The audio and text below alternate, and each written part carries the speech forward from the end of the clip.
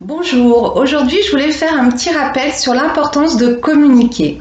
Nous le savons tous, la communication est la clé, toutefois nous ne prenons pas toujours la peine de le faire ou alors parfois nous ne nous y prenons pas de la meilleure façon. Alors souvent au lieu de communiquer, quand une personne va dire ou faire quelque chose qui nous contrarie ou simplement que nous ne comprenons pas, au lieu d'en parler, nous allons partir dans des suppositions, se faire tout un tas de scénarios et puis se monter un petit peu la tête. Alors que bien souvent nous sommes complètement à côté, qu'il n'y a vraiment pas de quoi se prendre la tête et il aurait suffi de communiquer pour s'en rendre compte. Ou alors, parfois nous avons un besoin d'être soutenu, besoin d'être écouté, peu importe le besoin, quoi qu'il en soit, au lieu de le verbaliser, nous attendons souvent de l'autre qu'il comprenne notre besoin. Or, ce n'est pas de la responsabilité de l'autre de comprendre notre besoin parce que nous sommes tous très différents. Et dans un même contexte, chacun peut avoir un besoin différent, d'où l'importance de communiquer son besoin. Alors bien souvent, encore une fois, nous n'osons pas, parce que nous n'osons pas nous exprimer dans notre sensibilité, notre vulnérabilité, nous avons peur de la réponse ou de la réaction de l'autre, du regard qu'il va poser sur nous, et nous nous freinons encore une fois par peur. Alors qu'il est beaucoup plus constructif de communiquer, de clarifier les choses tout de suite avant que tout ne prenne trop d'ampleur. Ensuite, il est important de communiquer de manière constructive. Souvent, nous allons arriver vers l'autre et puis être plutôt dans une forme d'accusation en disant « tu es comme ceci, tu as fait cela, tu as dit ça ». Stop à ce genre d'attitude parce que comprenez bien qu'en agissant ainsi, votre interlocuteur se sent de suite agressé, accusé et soit il va se sentir agressé, justement être lui aussi dans une forme d'agressivité et tout va monter crescendo, les paroles vont dépasser les pensées et puis le conflit va se créer alors que vous étiez là pour pacifier la situation. À l'inverse, une personne va peut-être tourner les talons en vous sentant un peu agressive et puis là aussi la communication ne sera pas constructive. Donc il est vraiment important d'apprendre à communiquer dans le jeu, à faire part de votre ressenti, de votre besoin. De dire par exemple, lorsque tu as dit ceci, je me suis sentie blessée ou alors je ne comprends pas tes propos, j'aimerais que nous en parlions, que nous puissions clarifier cela.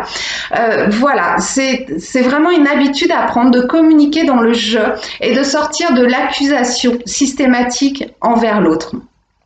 Ensuite, il faut aussi se préparer au fait que, même si vous êtes dans cette ouverture, dans une communication bienveillante qui se veut constructive, vous puissiez vous trouver face à des personnes qui refusent la communication. Alors, soit qu'ils la refusent et qui vous tourneront les talons sans vous apporter réponse. Et là, il est important de comprendre que cette réaction, elle lui appartient. Peut-être qu'en communiquant ainsi, vous allez toucher chez cette personne certaines blessures, certaines peurs. Et là, il est important de respecter cela, de comprendre que vous avez fait de votre mieux, que vous avez proposé une communication ouverte, dans la bienveillance et comprendre que ça ne marche pas toujours et pas avec tout le monde. Il se peut aussi que des personnes, elles, créent le conflit quand vous allez vouloir communiquer. Là, ne rentrez pas dans le conflit, restez dans le jeu, faites part de votre incompréhension et si la personne reste dans cette énergie de conflit, vous êtes aussi dans le droit de dire je préfère que nous en restions là, je souhaitais que nous communiquions de manière constructive et bienveillante, je vois que tu n'es pas disposé à cela, il est mieux que nous en restions là. Mais toujours, voilà, être dans le respect de chacun et être prêt aussi à accepter que certaines personnes ne sont pas dans l'énergie de la communication. Parfois, nous n'osons pas aussi communiquer parce que nous avons peur de la réponse. Nous sommes tellement persuadés que nous allons avoir un non ou une réponse négative que nous n'osons pas demander. Or, le non, vous l'avez déjà puisque vous êtes persuadé qu'on va vous répondre non. Alors, quel risque vous prenez en tentant de communiquer? Simplement un oui. Donc là encore, n'ayez pas peur et osez poser la question, osez demander.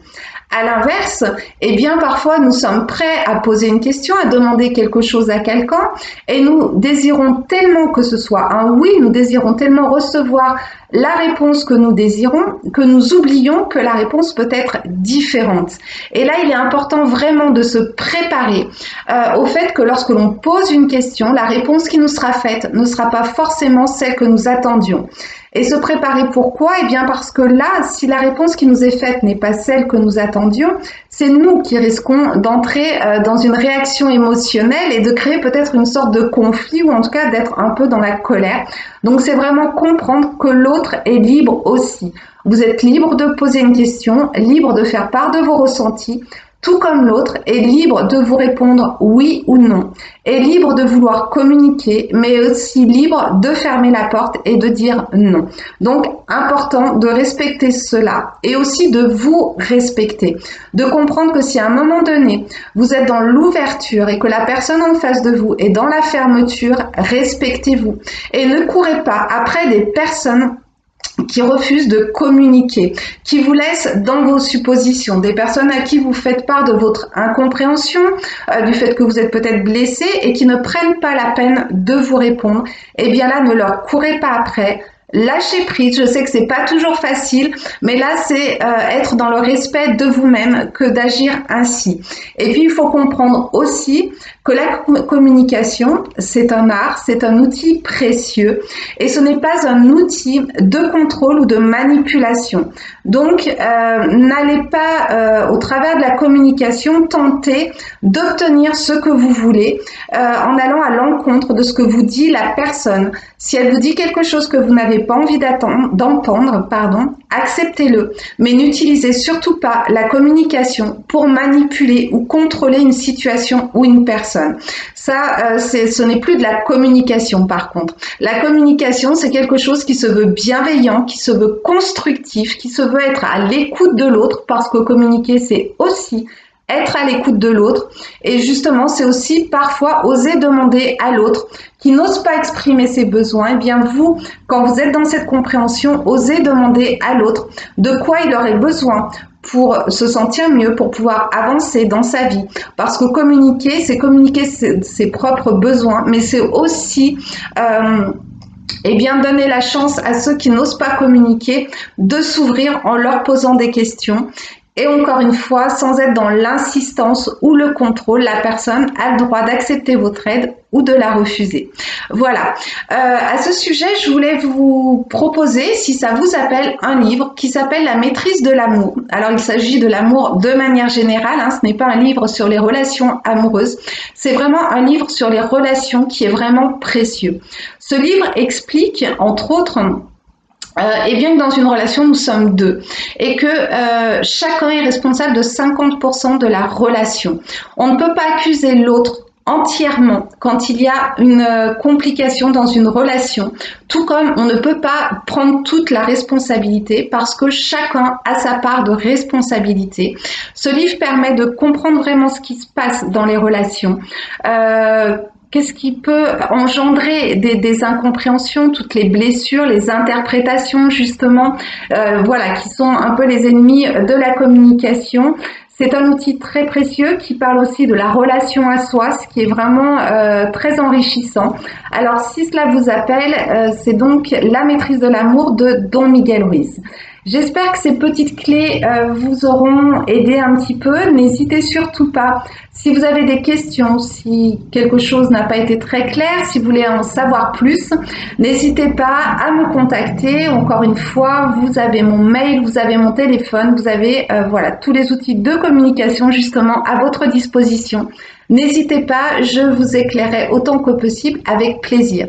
Je vous souhaite une très belle journée, je vous dis à bientôt, au revoir.